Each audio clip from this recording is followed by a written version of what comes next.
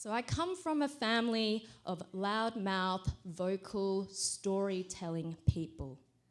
Yet in the space of one generation, that is my parents to me, I have been losing words, losing phrases, and losing, in effect, a way of relatedness to my family and heritage.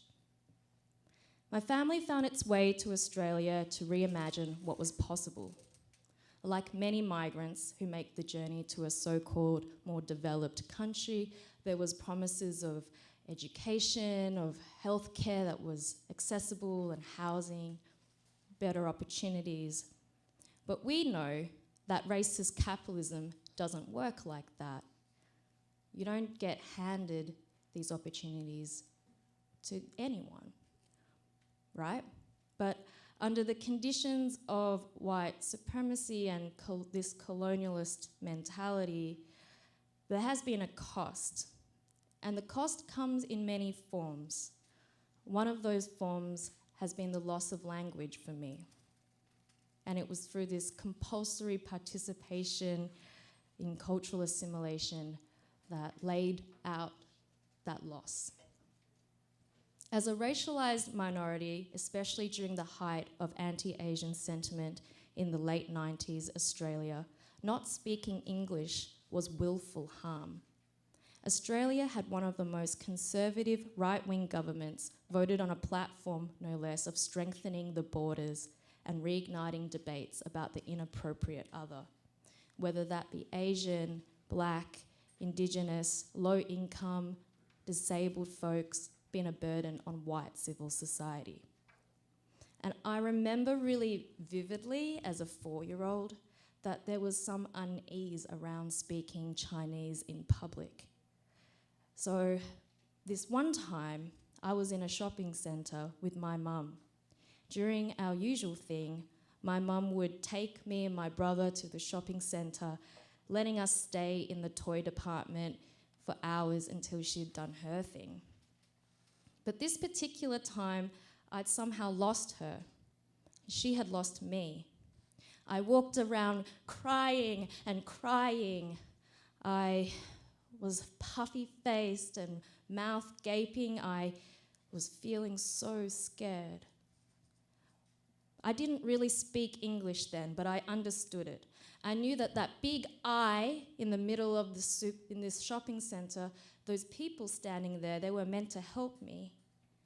And I was searing with fear. I couldn't really talk. This middle-aged white woman behind the counter seemed kind. I remember her trying to soothe me. Eventually, I calmed down. She asked me if I was with my mother. I nodded. She asked me what my mother's name was. I shook my head. I didn't know her name. I don't call her by a name, aside from Mama or Mother. She asked me what my name was. I froze. I didn't know what my name was in English. I couldn't say it. I couldn't write it. My parents call me Mui Mui, which means little sister, which also can refer to any little girl. And on some occasions, my family would call me Tong Tong, which is the last character of my name repeated. So in between gasping breaths, I shakily advised, Tong Tong, Mui Mui. And the response from this woman was just annoyance. Okay, I'll give it a try. And I hear her announce over the speakers, there's a young girl here looking for her mother. She's Asian and can't speak English.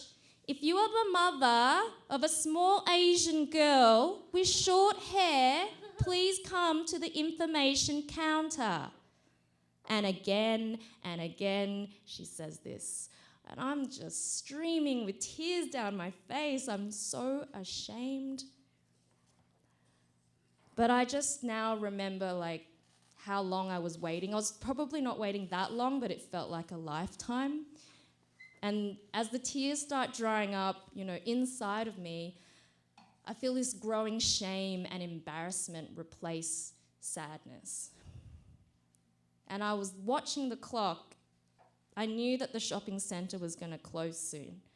It was 4:45 and still no sign of my mum. 4:55, 5 minutes left before the close. I was thinking, what's going to happen to me now? Where would I sleep that night? But eventually, yes, my mum appears, and she does seem quite distant. I don't think we talked much on the way home, but it's interesting to look back on this memory because as a child, you do understand so much of what's happening around you, but so often your knowledge isn't really respected and neither is your agency. And I did understand that my mum was angry at me for outing her because I had collaborated in her mind, maybe with this white woman, and the small me in this car sat there feeling with such a heady mix of emotions. And part of me also in that car decided I would never forget my English name because look where it got me. Lost. And so in the years after, I would dedicate a lot of energy to mastering English. I'd learn it to be removed from the stigma of being a racialized migrant. I'd learn to have this accent, and the accent that my parents could never develop. It's a badge of integration and association with whiteness, right? And what I know now is that shame is very powerful and motivating. And it's related to that part of us that is full of pride as well. So, you know, when you're that young, what do you know? Like, I think about in trading or like that exchange or cultural exchange, I think back to that moment and I think, you know, my hand was forced. I made a poor bargain, but my hand was forced. I traded one language for another, but not just that, I traded a whole lot more in the process, right? And I wanted to tell you this story because I owe a lot to comics and books and poetry I've read that have started these conversations in my head around the losses and impact of racism.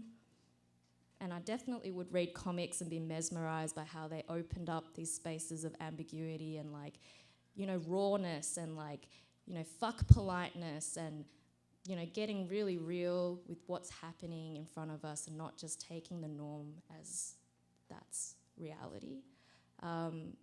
So I think, you know, white dominant culture meant I had forfeited or made to forfeit this language of my mother tongue.